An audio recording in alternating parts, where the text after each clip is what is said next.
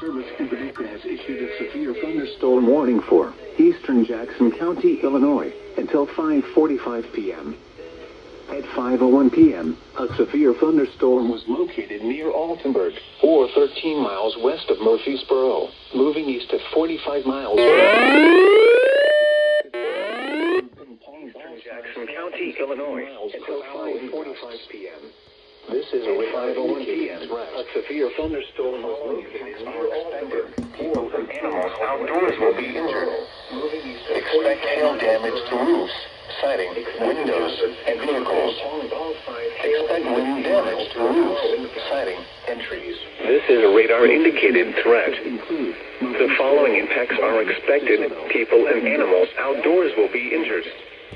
A severe thunderstorm warning has been issued until 5:45 p.m. for the following county: Jackson, Illinois. Locations impacted include Murfreesboro, Gorham, DeSoto, Cloverdale, Elkville, and Hurst. Repeating, a severe thunderstorm warning has been issued until 5:45 p.m. for the following county: Jackson, Illinois.